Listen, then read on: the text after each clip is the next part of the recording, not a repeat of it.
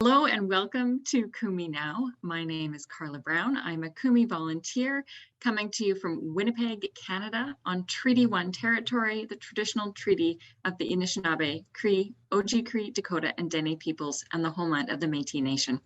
Thank you for joining us for the latest Kumi Now online gathering as we learn about the ways that Christian Zionism supports Israel and the occupation and marginalization of Palestinians. Before we start, I would like to remind you that this session is being broadcast live on Facebook. So if you do not wish to appear, please turn off your video feed. We would also love it if you could quickly share one of the links that are being shared in the chat so that other people may join this session. We're now inviting people from the audience to tell us how you are applying Kumi Now back in your community or are otherwise advocating for Palestine. And if you have an idea or a project that you would like to share for up to 5 minutes in a future meeting, please email us at kumi@kuminow.com, and that URL will be in the chat. It's now time for our weekly activism survey. We will now launch the poll. Please note that there are 3 questions, so remember to scroll down to do the third. So I'll give you a few moments to complete those questions as the poll gets launched.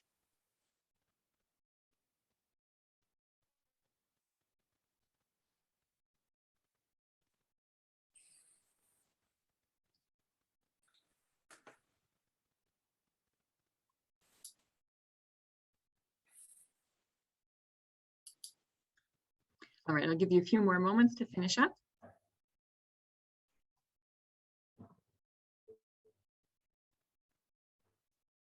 Okay, so thank you all for your answers. Number 2, if you're wondering what was correct, is the first answer, that God planned the world from the beginning to end according to a timeline. And the answer to number 3 is the second option. They seem to have no interest in the existence of Arab Christians. So we hope that you find this session today informative and interesting, and we'll start by having everyone you'll see today introduce themselves. So first Omar, and then Reverend Dr. Stephen Sizer. Omar, go ahead, please. Thank you, Carla. My name is Omar Harami. I work at Sabil, Jerusalem, and I will be sharing briefly an update from the ground from Palestine and Israel.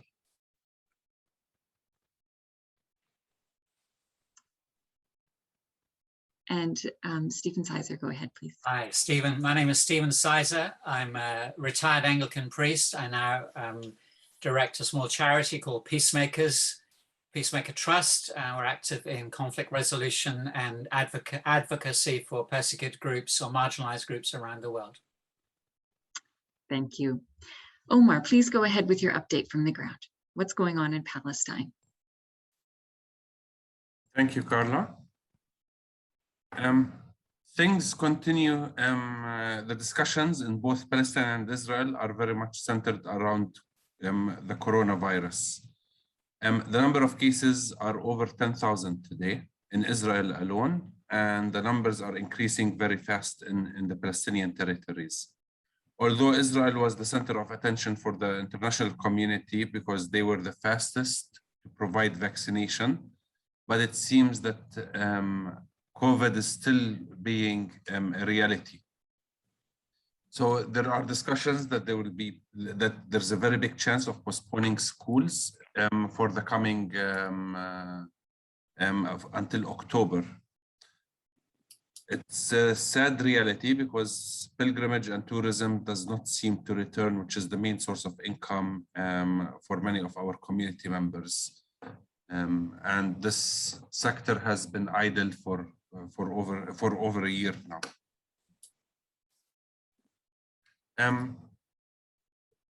There are 8 Palestinian prisoners who are under administrative detention. They have not been charged or even present or aware of why they have been arrested, who are going on a hunger strike.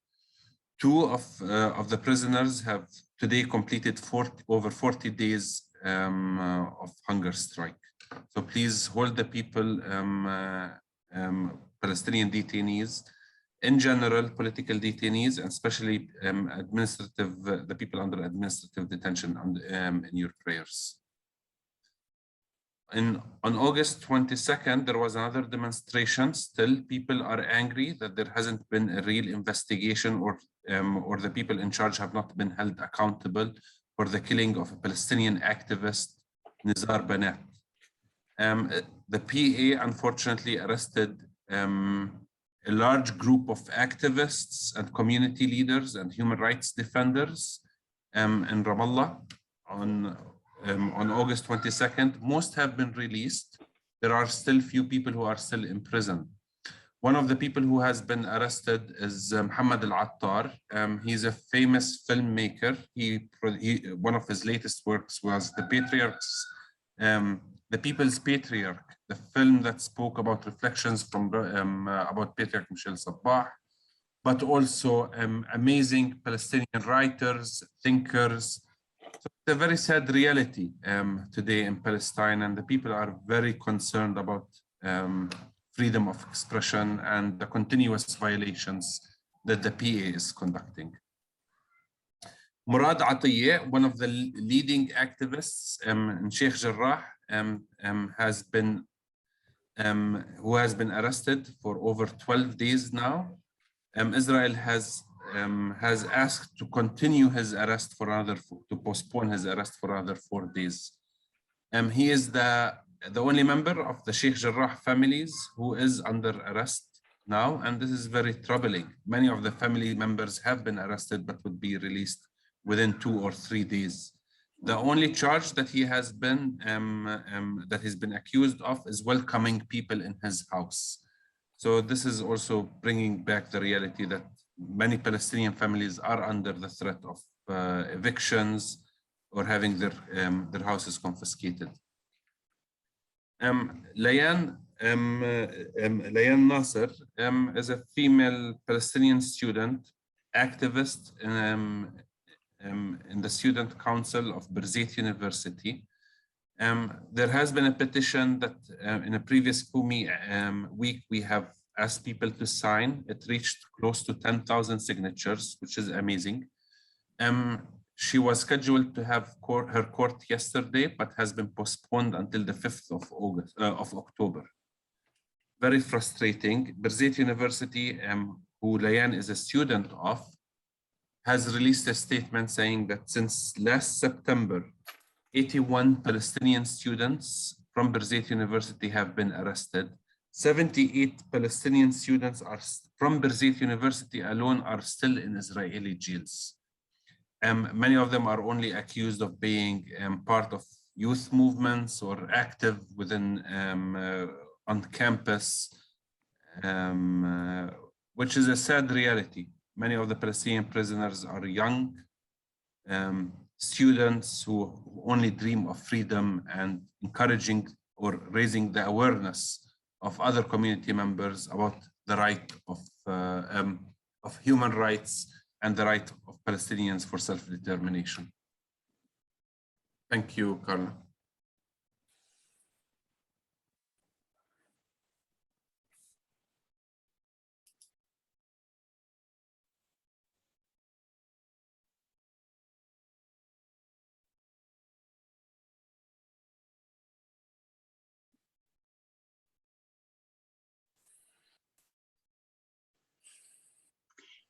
Thank you. Sorry, I'm having a bit of a muting problem.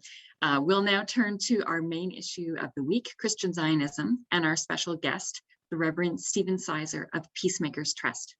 As Reverend Sizer speaks, if you think of a question, please type that in the chat, and I'll try to ask as many of them as possible when we get to the question and answer period. Reverend Sizer, please take it away.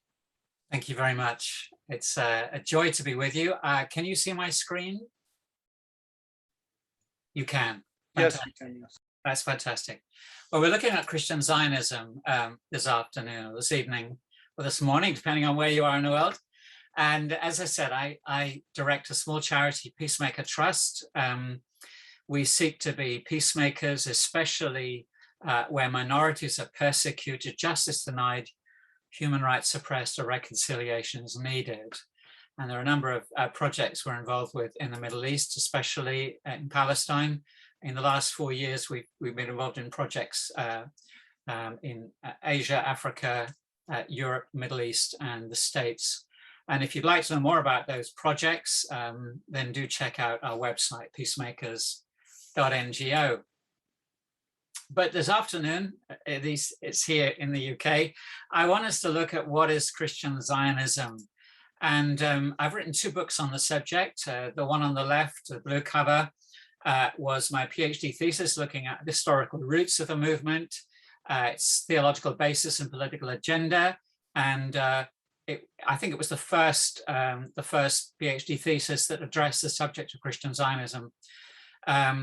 Second book, Zion's Christian Soldiers, looks more about deconstructing the way in which the Bible is distorted and misquoted by Christian Zionists. Both are available from Wipf and Stock, and you can access them from my website, stevensizer.com, with additional material. And the presentation I'm going to be giving today is on the website, stevensizer.com, so you can access it there. This is a definition taken from christianzionism.org, a sister organization I'd recommend. Christian Zionists believe the modern state of Israel is the continuation of biblical Israel and therefore should enjoy special privileges. They declare that it is the responsibility of Christians to support the state of Israel and its policies. I want to give you another quote, this time from Benjamin Netanyahu, just to help you get your head around the way in which Christian Zionism is viewed by Jewish Zionists. He said this in 2012. I don't believe the Jewish state and modern Zionism would have been possible without Christian Zionism. We value our friends and we'll never forget them. Well, that's a view that you will not find widely taught in histories of Zionism, but it's there in black and white from the former Prime Minister, recognizing how deeply dependent Jewish Zionism is upon Christian Zionism. Let me give you a flavor as to why he's correct in that assumption. Pew Forum for Religion showed 25% of American Christians believe it's their responsibility to support the state of Israel. And when you hone down to white evangelicals, that goes up to 63%.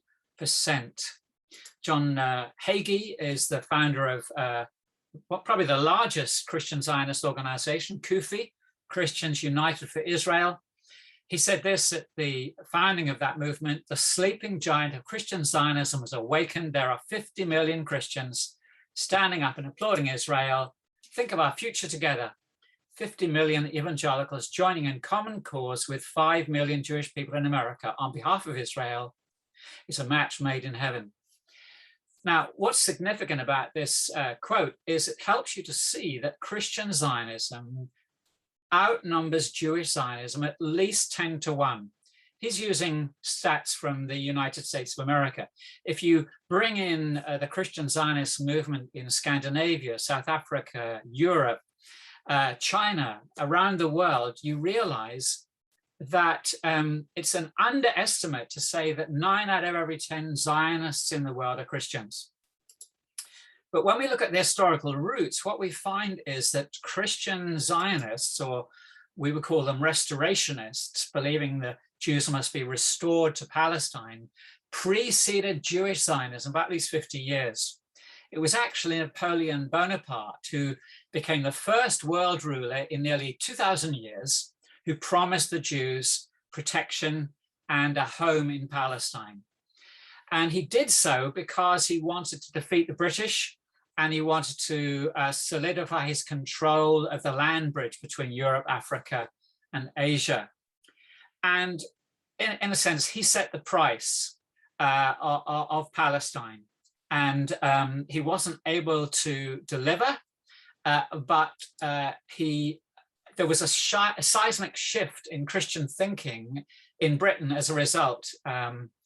There was a group of Christian leaders who began meeting in a place called Albury in Surrey, in the home of Henry Drummond, the High Sheriff of Surrey. He was a banker, member of Parliament. And in Advent, the time of year when we think about the end of the world, return of Christ, he began to hold meetings for politicians and Christian leaders every year to interpret what was happening in the world in the light of the Bible. And it was out of that group and the writings of Edward Irving, picked up by John Nelson Darby, developed and put into a Bible form by Cyrus Scofield, the idea came that God has two chosen peoples, Israel and the church, a heavenly people and an earthly people. And these eccentric church leaders began to speculate that the promises in the Old Testament about the Jewish people, Israel, Jerusalem, the temple, could find their fulfillment in this generation now, rather than historically, and rather than through the coming of Jesus. Darby even called the church a parenthesis, plan B, if you like, to God's continuing purposes for the Jewish people. So this was a unique, innovative theological development that was popularized by Scofield through his reference Bible, picked up by D.L. Moody and various theological colleges founded in the States. And the idea was that God has two peoples, Israel and the church. Alongside that, you find British politicians who were imbibed with this millennial view of the future, calling upon religious and political leaders to assist the Jews to the land of Palestine. Now, the politics, if you like, of the movement had an agenda, which was for Britain to keep France out of Palestine and to either work with the Ottomans or defeat the Ottomans and claim Palestine to secure Britain's empire and further its colonies in Africa and Asia. Again, this is just to help you understand the context. Herzl probably didn't come up with this slogan, but it's popularized and associated with him, a land of no people for a people with no land. 50 years earlier, Lord Shaftesbury, in ignorance, was talking about a country without a nation for a nation without a country.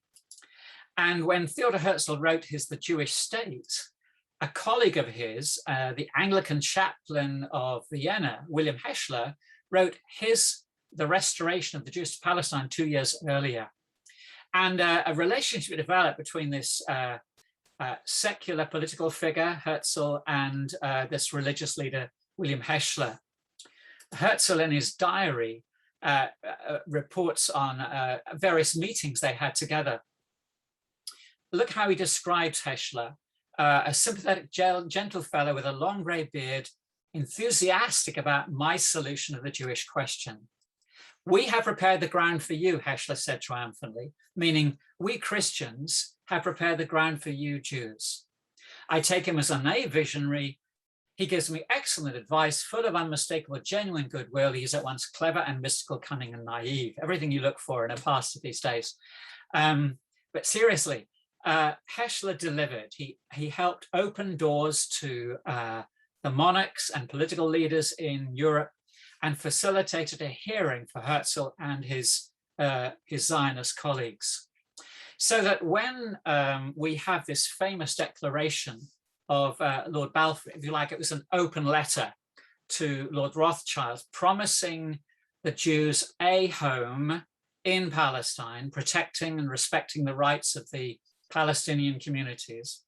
What's not widely known, it was actually written by the Zionist organization for Balfour, and it went through various drafts. And when you compare them, you realize the aspiration of the Zionist organization was that Palestine would be the national home and Britain would deliver it. Whereas the Balfour Declaration that was finally written says Palestine will be a national home, meaning Jews will not be forced to live there, but also Palestinians, Arabs will be allowed to live there too. Now we know that this was deeply, deeply troubling to many within the Jewish community. Edwin Montague was the only Jewish individual who was a member of the government at the time. And even the Board of Deputies was critical of Zionism, ironically. He said Zionism is a mischievous political creed. And he warned his fellow cabinet members that it was anti-Semitic in result and would prove a rallying ground for anti-Semites in every country in the world. See, they were afraid the Jews are going to be forced to go and live in Palestine, that the anti-Semitic elements within British society and Europe would force the Jews to leave. And we know that Lord Balfour was actually very duplicitous in the Balfour Declaration, because in a private letter he wrote to Lord Curzon in 1919, he confessed that they weren't going to consult the Arabs about Britain's plan for Palestine. They were committed to Zionism, and whether it was good or bad, right or wrong, it didn't really matter, because it would fulfill Britain's strategic interests over and above the desires or prejudices of the 700,000 Arabs who inhabited the land. You know, something like 95% of the population were being ignored. And this is probably one of the most profound statements by any politician ever said in history. He said, as far as Palestine is concerned, the powers have made no statement of fact which is not admittedly wrong, and no declaration of policy which, at least in the letter, they haven't always intended to violate. So they made one statement in the Balfour Declaration, but they'd agreed to ignore it and undermine it and, if you like, do their own thing on the ground. And the reason for that was because 4 years earlier, in the middle of the First World War, 1915, I think it was, Britain and France agreed that, having defeated Germany, having expelled the Ottomans, they would carve up the Middle East between the British and French empires. The pink areas, the Gulf, Palestine, Jordan would be within the British control, and what is today Syria and Lebanon would be part of the French Empire. So we promised the land three ways. And as you'll appreciate, from 1917 to 1948, both the Arabs and the Jews realized that Britain was not going to keep its promises. And so the partition plan of 1947 was a very cynical ploy. It was an exit strategy. If you've got two sides attacking you, how do you get out? Well, you persuade them to attack each other. And so what you see in this map, this is a BBC map, the red areas were to be the Arab state, Palestine, and the green areas were to be the Jewish state. And you see the crossing points. Neither side was viable. Neither side was contiguous. And so Britain, in a sense, washed its hands and left it to the Arab nations and to the Jewish people in Israel to fight over the land. And what's happened since 47, 48, as we know, has been the progressive colonization of Palestine by the Zionist movement, including the areas which were designated to be the Palestinian state. And so what we're seeing, in a sense, is the extension of and continuation of European colonialism in Palestine. And therefore, it's not surprising, perhaps, that this year both B'Tselem and Human Rights Watch recognized and declared what Israel is doing in the occupied territories is apartheid, nothing more, nothing less. And so if we move from a little bit of history to where we are today, how on earth is the Christian Zionist movement defending what, in a sense, is Israeli apartheid? Well, they're doing it in 7 ways. The first way is by their political lobbying of politicians, the White House, Congress, but also right across the world. You'll find Zionist organizations actively lobbying politicians. We have in Britain Conservative Friends of Israel, Labour Friends of Israel, Lib Dem Friends of Israel. And through their lobbying efforts, they ensure that politicians are sensitive to the wishes and aspirations of Israel. These are just some of the most influential Christian organizations lobbying politicians, universities, church leaders on behalf of Israel. Second element of their strategy is through funding the emigration of Jews from Europe, from the USA and other countries to Palestine, and particularly to the settlements in the occupied territories. International Christian Embassy is one of those organizations. There are several, but ICEJ is probably one of the leading organizations, funding, facilitating flights to enable Jews from around the world to make Aliyah to Israel. Third element, they're supporting the illegal settlements. Christian Friends of Israeli Communities, notice how they describe them.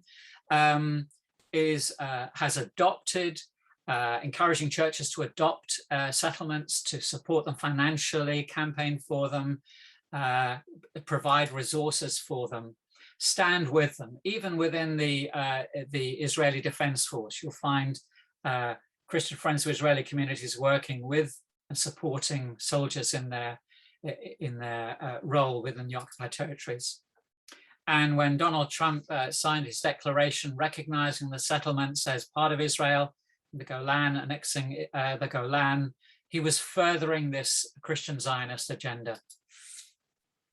The fourth element was the desire to move the US Embassy to Jerusalem. This began in around 1980 with the founding of the International Christian Embassy. There were no embassies in Jerusalem.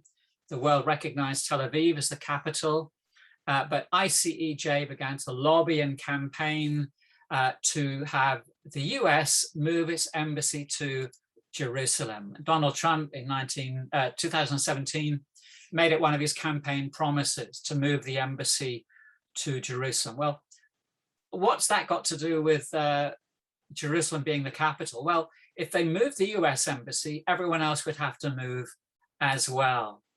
And ironically, Trump was quite surprised at the response, having moved the embassy. He said, "We moved the capital of Israel to Jerusalem." You see, he understood moving the embassy was synonymous with moving the capital. But he said, that's for the evangelicals. You know, it's amazing with that. The evangelicals are more excited by that than the Jews. That was because he was being lobbied so hard by Christian Zionists and their organizations to get on and do it. Sadly, you find critics of Christian Zionism targeted and accused of anti-Semitism. Increasingly, we find numerous Zionist organizations equating anti-Zionism with anti-Semitism, and the adoption of the IHRA definition of anti-Semitism has made it much worse, because it's not really a definition, because it's indefinite. It's ambiguous as to what anti-Semitism is, but it's being used to silence critics. And this week, I appeared in Premier Christian News. Notice the use of the image and the title, "Conspiracy Theory, Vicar's New Charity." It's defamatory in the extreme, and we're exploring options. They've actually pulled the article because so many people criticize them for it. But then the sixth element of their strategy is to rebuild the Jewish temple. Gershon Solomon is the founder of the Temple Mount Faithful. It's just one of the numerous organizations dedicated to rebuilding the Jewish temple in place of the Dome of the Rock and the Al-Aqsa Mosque. In an article in the London Times, he said, "We must have a war. The Messiah will not come by himself. We should bring him by fighting." Convinced that by destroying the Al-Aqsa Mosque, by rebuilding the temple, they will bring the Messiah. And there are numerous Christian Zionist authors who've written books detailing how this will take place. And finally, as you appreciate, these Christian leaders are fueling the conflict because they see any attempt at a peace process that involves giving up land as a compromise and as satanic even. Franklin Graham has made some appalling statements, Islamophobic, anti-Arab statements, which are obviously and completely untrue, but it shows the myopia that many Christian Zionists view the Middle East. But Hagee said this, and this is where we're heading, I fear. He said this recently: "Iran is a clear and present danger to the United States of America and Israel. It's time for our country to consider a military preemptive strike against Iran if they don't yield to diplomacy." That, I fear, is where we're headed. And these are the books that really keep many Christian bookshops open. They deal with an apocalyptic view of the future, which has really no place for Jews or Palestinians living in the land. That's their political agenda. And that's why Netanyahu was dead right when he said, "I don't believe the Jewish state and modern Zionism would have been possible without Christian Zionism. We value our friends." I hope you can see why Netanyahu and his colleagues value Christian Zionists today. Now, the heads of churches in Jerusalem a few years ago issued a declaration repudiating Christian Zionism unequivocally. They said, "We categorically reject Christian Zionist doctrines as false teaching, corrupts the biblical message of love, justice, and reconciliation." And they rejected the alliance between Christian Zionist leaders and elements of the Israeli government and US imposing unilateral preemptive borders and domination over Palestine. Trump probably achieved more in 1 year than all of the preceding presidents before him in doing just that. They said, rather than condemn the world to the doom of Armageddon, we call on everyone to liberate themselves from ideologies of militarism and occupation. Let them pursue the healing of the nations. That was endorsed by 4 of the heads of churches in that particular year. I want to close now by just looking at the biblical basis for Christian Zionism, because our Christian Zionist friends believe that the Bible mandates their agenda. And I want to explore that very, very briefly. There are 7 assumptions, and you'll find them in the Scofield Reference Bible, and here they are. They believe that as people bless Israel, God will bless them. If they curse Israel, God will curse them. They believe the Jewish people remain God's chosen people, apart from the church. They believe the land was given to the Jewish people as an everlasting inheritance. Jerusalem is their exclusive, undivided capital. Temple has got to be rebuilt. The church will be raptured to heaven before the final battle of Armageddon, and that God has a separate plan for the Jewish people apart from the church. Now, if you want to unpack those 7 assumptions, then you can access them from my website and see how we deconstruct them. But I liken it to a balloon. It's a balloon of hot air. And how many pins do you need to burst a balloon?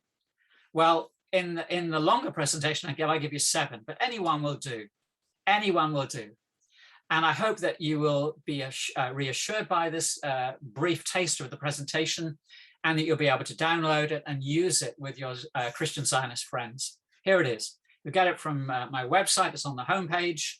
It's a 4-page PDF, and it summarizes my book. It takes those 7 assumptions, it deconstructs them with just 2 or 3 verses with each. And any one of those verses is enough to burst the balloon. I'll just give you a flavor. The promise about blessing and cursing comes from Genesis 12, where God said to Abraham, I'll bless those who bless you, and those who curse you, I will curse. It was actually a promise made to Abraham, no one else. But a bit later in Genesis 22, God said, through your seed, all nations on earth will be blessed. And the question is, who is the seed? Well, we do not have to debate it, because the Apostle Paul almost anticipated the way that verse would be abused. Because in Galatians 3, he said the promises were spoken to Abraham, to his seed. Scripture does not say to seeds, meaning many people, but to your seed, meaning one person, who is Christ. You say, so the seed was Jesus. And then he goes on in 28 and 29 to say, if you belong to Christ, then you are Abraham's seed. It's like an hourglass. The promises of the Old Testament fulfilled through Jesus, and those who believe in him are the inheritors of those promises. You see how easy it was to burst the balloon. Let's look at another one. It almost sounds heretical to question the assertion that the Jewish people are God's chosen people. But when you read the Old Testament, what do you find?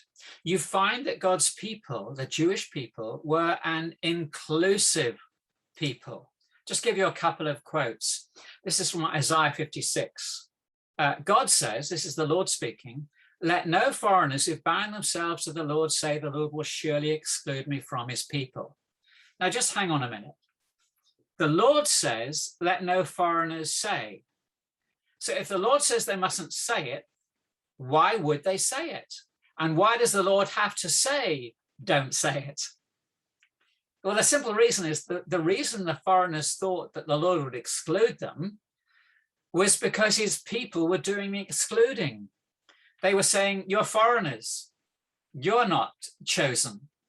But God says, let them in. If they love me, if they worship me, if they keep my word, then they're welcome to my house, a house of prayer for all nations. And if you're quibbling over that word Jew or Jewish, you go to the story of Esther, Esther chapter 8, and we hear this wonderful story about how God delivered his people from their enemies. And notice what happened after they were delivered. It says, in every province, in every city to which the edict of the king came, there was joy and gladness among the Jews with feasting and celebrating. That's where we get the Feast of Purim. But notice what happened. And many people of other nationalities became Jews. You see, it means that Gentile nations, the nations surrounding Israel or surrounding them in exile, saw their deliverance and they said, I want in. We want to worship the one true God. He's delivered the Jews. We want to buy in. God used fear and faith to welcome other nationalities into his people. And when we come to the New Testament, that's reiterated because God's chosen people are made up of all nations, all Gentiles, Jews, slave or free, in Christ is all and is in all. Therefore, as God's chosen people, the word is only ever used to followers of Jesus in the New Testament. You see, we burst that one. And one last one to keep you going. The promised land, was it given to the Jewish people as an everlasting inheritance? That's not what the Old Testament says. The promise goes back to Genesis 15, and the Zionists believe the river Egypt to the Euphrates means that everything in between was the promised land. But that's not what the Hebrew scriptures say. The scriptures teach the land belongs to God, and his people were the foreigners and strangers. The land was never theirs permanently. They had leasehold, not freehold. They owned the house, but the land belonged to God. And when they came back out of exile, he tells them in Ezekiel 47, share the land with the foreigners. In fact, in 3 consecutive verses, he says the same thing. Share the land. It's their inheritance too. And so why does God have to say something 3 times in 3 consecutive verses? Simply because they didn't want to share the land. We burst it. You see how easy it is to take these claims and deconstruct them from a few verses. Yes, there are verses which Christian Zionists will use that suggest an exclusive claim to identity or land or so on. And I liken that to Sprite. You take a can of Sprite and it's clear and it's refreshing and it quenches your thirst. But what happens if you add the passages I've just shown you?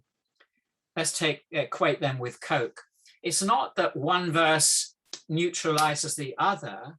When you add an inclusive verse, share the land, incorporate the Gentiles into the people of God, you've changed the exclusive claim. If you add Coke to Sprite, you change the color. And if you've added Coke to Sprite, you can't go back to Sprite. The progressive revelation of Scripture from Genesis to Revelation teaches one story. It's one way. You cannot go back.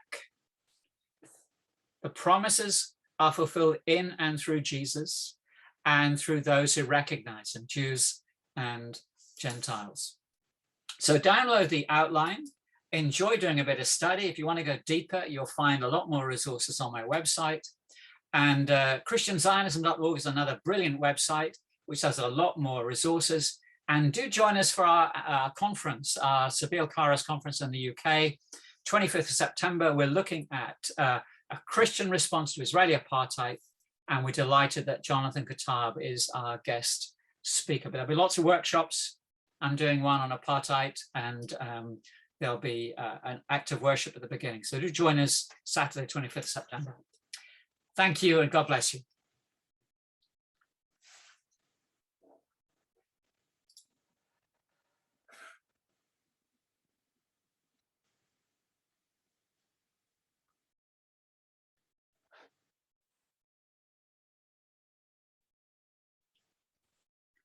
Thank you so much, Irvin Sizer. We're going to go directly into question and answer. I think we have about 5 minutes before you have to leave. So the first question is, how have our strategies for countering Christian Zionism changed since Kumi now spoke to you a year ago? Ooh, that's a very challenging question.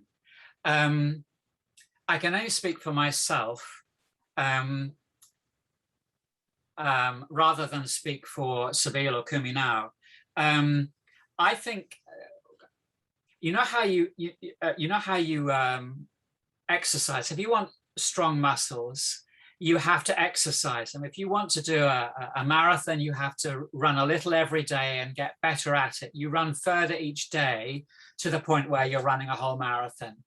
And therefore, exercise, resistance training is the way to grow your muscles.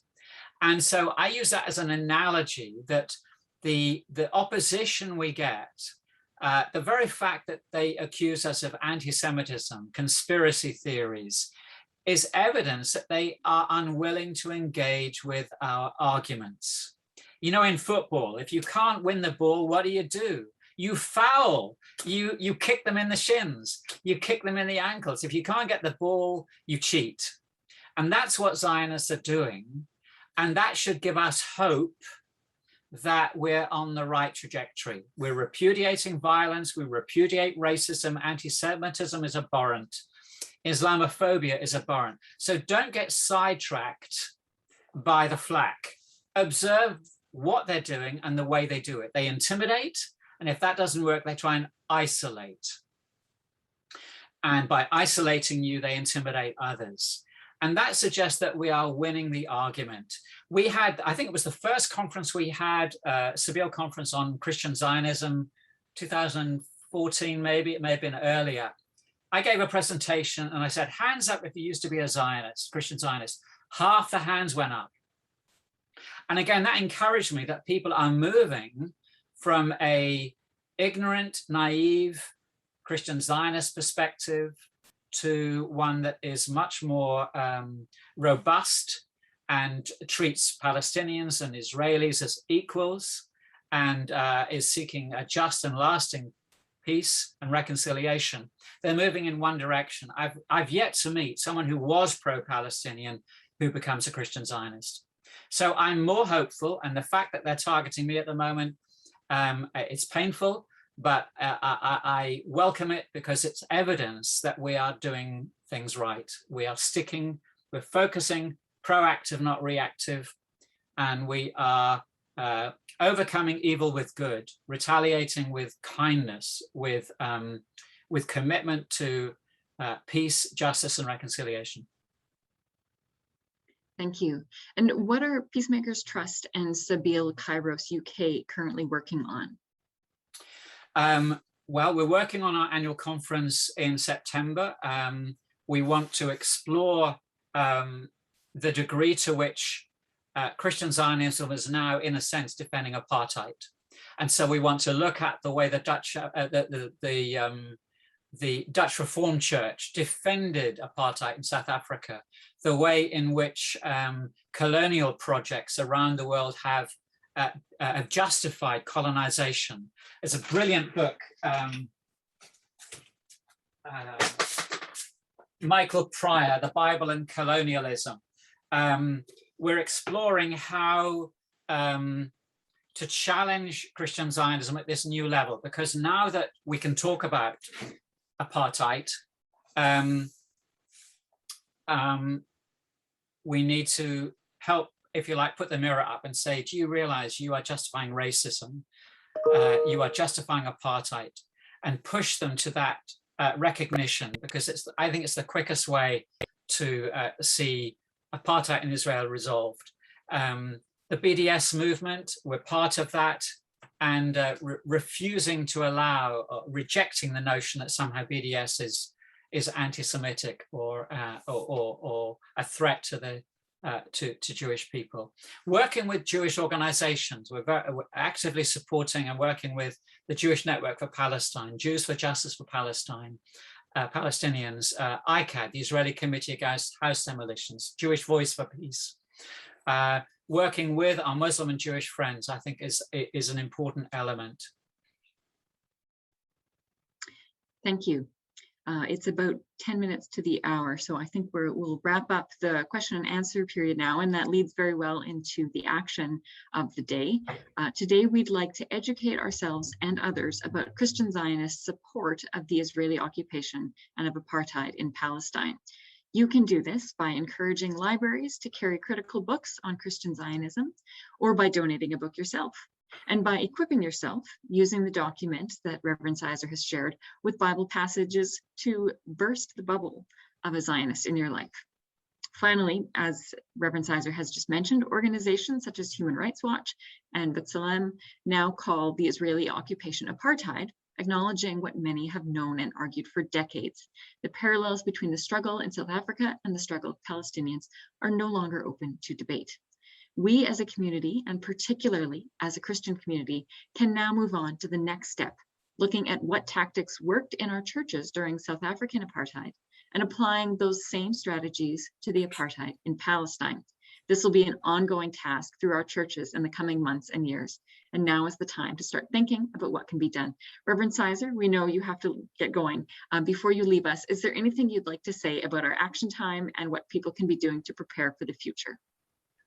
I would only reiterate what I said in my presentation, that the documents you'll find on my website, stephensizer.com, are there to download, make use of. It's all free. It's easily accessible. And I hope that this one in particular, the, where are we?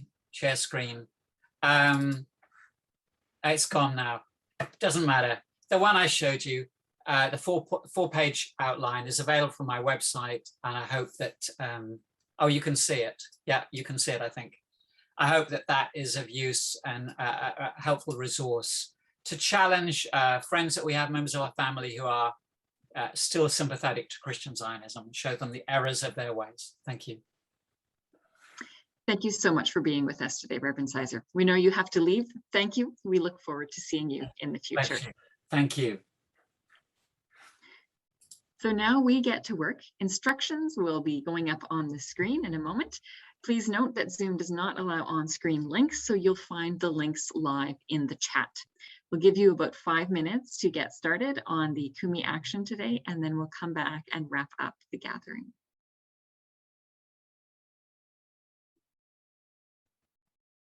So the Kumi action today is learning and educating about Christian Zionism.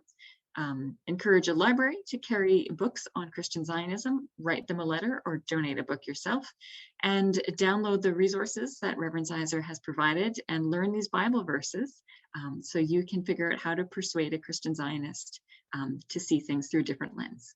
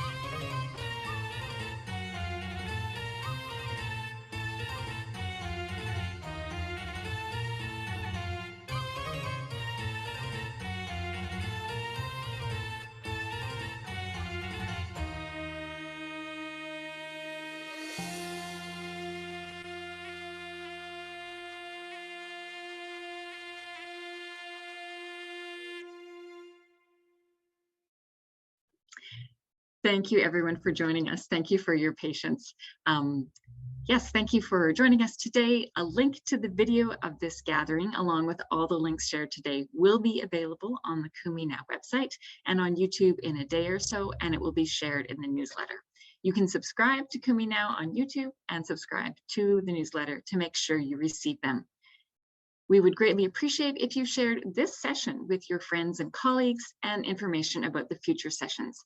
Next week, the focus will be on art as a form of nonviolent resistance. Wissam Salsa, manager of the Waldorf Hotel, will be joining as the guest speaker. If you'd like to be reminded of these online gatherings an hour before they begin, you can register for email reminders at kuminow.com/online using the form at the bottom of the page. And as usual, the links are in the chat. We hope to see you back here in 1 week's time. Thank you again for joining us here, for learning and for taking action. Good morning, good afternoon, or good night.